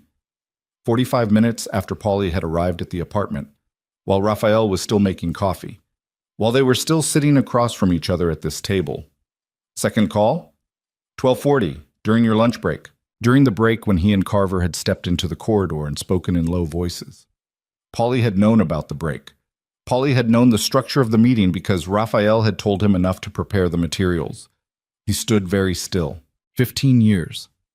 Paulie Stenz had been with him for 15 years. Had managed the financial layering of his entire organization, had sat at tables in rooms where things were said that could not be unsaid, and had been, as far as Raphael had ever assessed, the most reliable person in his operational structure. Not loved, not trusted with everything, but reliable in the way that a good mechanism is reliable, consistent, predictable, always functioning within its specified parameters. He had missed the moment when the parameters changed. He called Carver back. "It's Paulie." A long silence. "Are you certain?" Griggs confirmed 2 contacts with a Moreau-linked number, first one before the meeting. Another silence. "Then Moreau knew before you walked in the door." "Yes." Which means he was already prepared." Raphael's voice was steady. He could feel his own pulse in his throat. Elevated but controlled, the physical intelligence of a body that has shifted into a different register. "The threat about the people around me. He's trying to use Dominic as leverage. He wants me to pull back from what I started today. If you pull back, I know what happens if I pull back." "Raphael." Carver's voice was different now, stripped of its professional coding, something more direct underneath. "If Moreau has a source inside the federal building as well as Paulie, he may be able to complicate your arrangement with Voss. He may be able to make it look like you're playing both sides. That could void everything we negotiated today. Can he actually do that?" A pause. The honest kind. "Possibly, if he moves quickly and we don't counter it." "Then we counter it." "How?" "I call Voss tonight, not through you, directly. I tell her about Paulie, about the Moreau contacts, about the call I received this evening. I put it all on the record before Moreau has the chance to frame it." Silence. "That's aggressive," Carver said. "Yes." "It accelerates everything." "Yes." A long breath on the line. "It might also demonstrate good faith in a way that nothing else can. That's why I'm doing it." "Call me after," Carver said. He had Voss's direct number because Carver had insisted on it as a condition of the morning meeting. He stared at it for a moment before dialing, and in that moment he allowed himself to feel the full weight of what he was about to do, not managing it, not containing it, just letting it be present in his body for a few seconds. The cold in his chest, the rawness of a day that had taken everything he had built and dismantled it in careful increments until all that was left was this: a man standing in a kitchen at 9:30 at night with a phone in his hand and nothing left to protect except the truth. He dialed.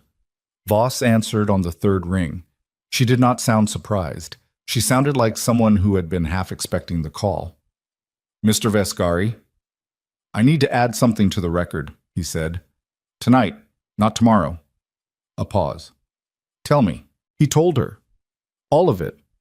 Polly's calls, Griggs's information, the call from Moreau's representative, the threat about the people around him, his assessment of what Moreau was attempting to accomplish. He spoke for 11 minutes without stopping, in the same careful, detailed register he had used that morning, and Voss listened without interrupting except for 2 precise questions that told him she was already ahead of him on certain pieces of it. When he finished, she was quiet for a moment. The source inside this building, she said, if there is one. I don't know that there is. I know that Moreau had information about the meeting within hours. The source could be entirely external to your operation. But you wanted me to know.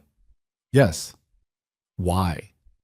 He thought about how to answer this and decided the only answer that was both true and useful was the simplest one.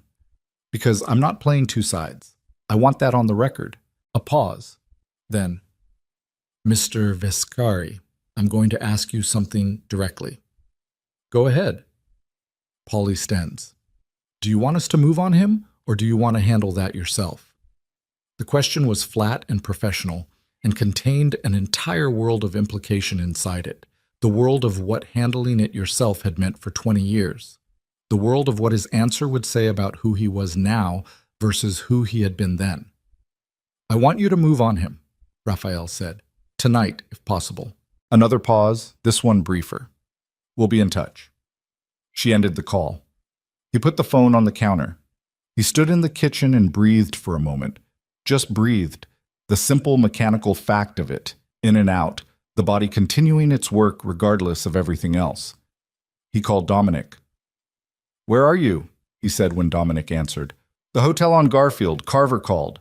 A pause. Rosa's with me. I told her... A breath. I told her enough. How is she? A silence that answered the question more honestly than words would have. She's Rosa, Dominic said. Tell her I'm sorry. She knows. Tell her anyway. Raphael. Dominic's voice was quiet. Polly. Yes. I suspected. I should have. Don't. There's no useful version of that sentence. A pause. What happens now? Now we wait. Voss is moving on Polly tonight. The Moreau piece is on the record. Carver thinks we can hold what we built today. He stopped. I think we can hold it too. And then we deal with what comes next. He looked at the window, at the city in the dark. One thing at a time. They stayed on the line for a moment without speaking, the silence of 2 brothers who have been in trouble together before and know the particular quality of waiting for something to resolve, the way it sits in the body, the way it makes the ordinary objects of a room look strange. Get some sleep, Raphael said. You too. He didn't sleep. He sat in the kitchen until 2 in the morning, drinking coffee and not thinking about anything in particular, which was the closest he could get to rest. At 2:15, Carver sent a message. Stens in custody. Clean operation. You're still on the right side of this. He read it twice. Set the phone down. At 2:40, he went to the window and stood there looking at the city for a long time. He thought about 20 years of building and what was left of it now. The legitimate businesses would survive. The properties, the legal investments, the structures that had been clean enough to withstand scrutiny. What had been built on top of them, the architecture of control and power and organized illegality, that was done. He had known it was done when he sat down across from Voss that morning and started talking. He had known it was the right decision, and he had known the cost of it simultaneously, both things true at once, which was more honest than most of the decisions he had made in the previous 20 years. The Moreau situation took 3 weeks to resolve. Not cleanly. Nothing about it was clean.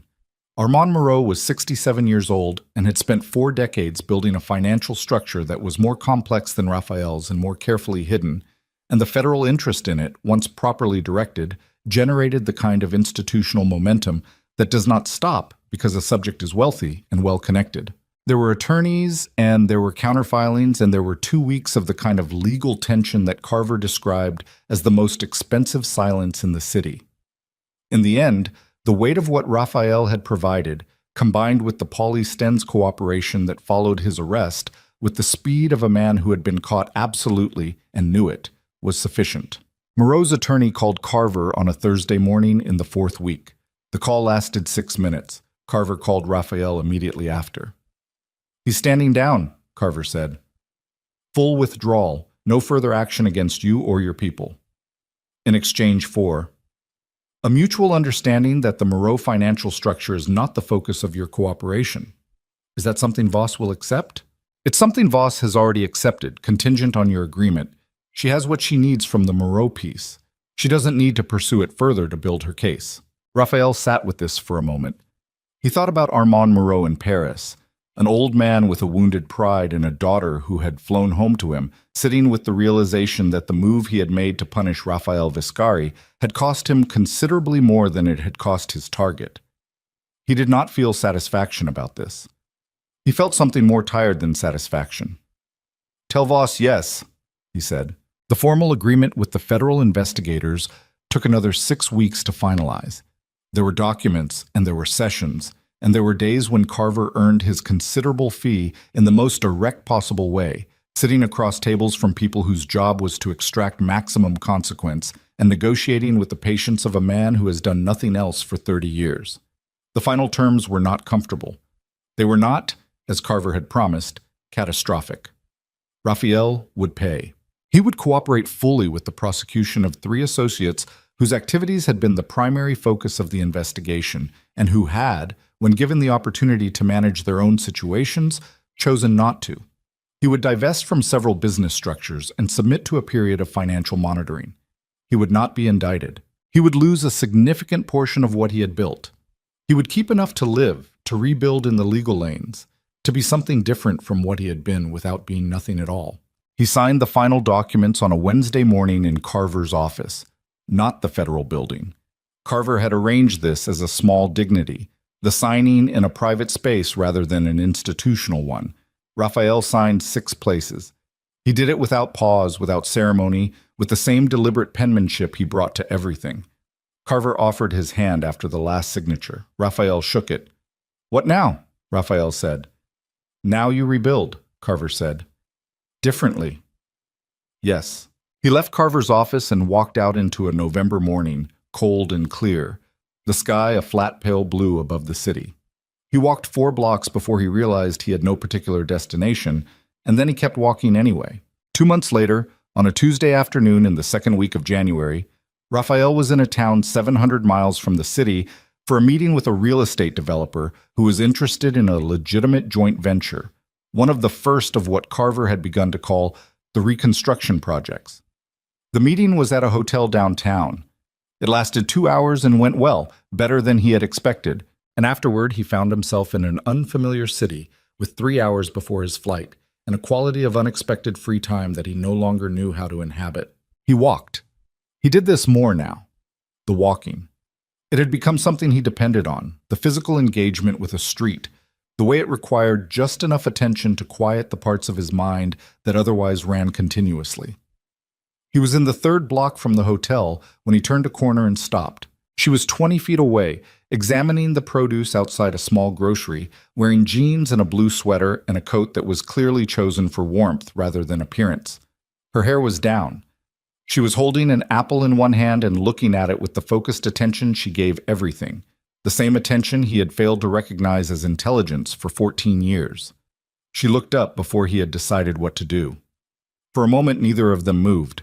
He had imagined this encounter various times in the months since she left. He had imagined different versions of it with different emotional registers, some of them angry, some of them desperate.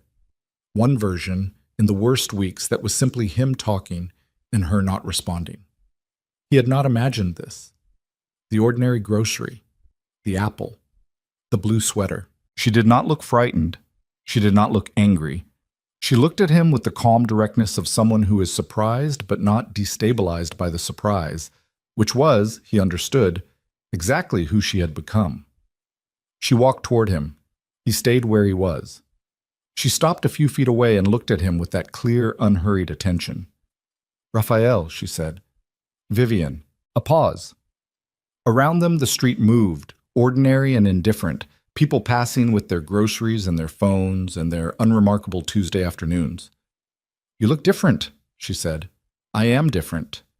She considered this without either accepting or rejecting it, the look of someone filing information for later assessment.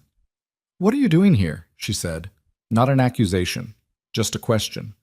"Business meeting. I'm leaving tonight." He met her eyes. "I didn't know you were here." She looked at him for a moment and then nodded once, the small, precise nod of someone who has assessed a statement and found it true.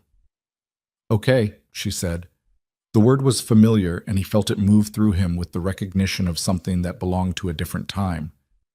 "Can I—" He stopped, started again. 5 minutes. She looked at him. He could not read her face the way he had never been able to read her face, which was the same failure wearing a different name now that he understood it was failure. He waited. She gestured toward a bench at the edge of the small plaza adjacent to the grocery, and they walked to it and sat, not close, the bench between them, as much a boundary as a piece of furniture. She put the apple in her bag. She looked at the street. He looked at her profile, at the particular quality of stillness she had always had, that he had spent 14 years misreading as passivity, and felt the full weight of what had been lost and what he had done to lose it settle into him with a clarity that had nothing of self-pity in it, just the fact of it, plain and irreducible. "I know about the investigation," she said, still looking at the street. "Clara kept me informed of what was relevant to the divorce." "I know. I want you to know that I didn't—" She paused, choosing the word. "I didn't give those documents to Webb as a weapon. I gave them to him because I needed to be completely out. I needed there to be no reason for anyone from your world to come looking for me." "I know that," he said. "I understood it, eventually." She turned to look at him then. Her eyes were the same, the particular dark, steady regard that had looked at him across 1,000 tables and through 1,000 rooms, and that he had consistently failed to look back at with any real attention. "Did it work?" she said. "The cooperation?" "Yes. It's done. Or most of it." A pause. "I'm rebuilding. Differently." She looked at him for a moment. "That must have cost you." "Everything," he said, simply, without drama. She looked at the street again. "I'm sorry," he said. "I don't mean that as... I'm not asking you for anything. I'm not here for anything. I just need you to know that I understand what I did and what it cost you, and I'm sorry." She was quiet for a moment. "I know you are," she said. "That's not enough." "No," she said, "it isn't." He sat with that. The street moved around them. Somewhere close, someone was playing music, something low and indistinct, and the cold air carried it in pieces. "Are you happy?" he said. She seemed to consider whether to answer this. Then she said, "I'm painting again." He had not known she had stopped. He understood now, in the way you understand something fully only when it's too late to use the understanding, that he had not known because he had never asked, not once in 14 years, not a real question with a real interest in the answer. He had known she studied fine art. He had known she occasionally looked at galleries. He had not known she was someone who had set down a part of herself to be in his life. Had not known, because he had never asked what she was carrying. "What are you painting?" he said. She looked at him. Something moved in her expression, something brief and not quite a smile, but in the same neighborhood. "The water," she said. "The light here in the mornings." He nodded. They sat for a moment in the cold January afternoon. Not comfortable, not uncomfortable. Something more honest than either. "I forgive you," she said. She said it without build-up, without ceremony, in the same tone she used for everything that was certain. "Not because you've explained yourself, or because the investigation, or because of anything you've done since.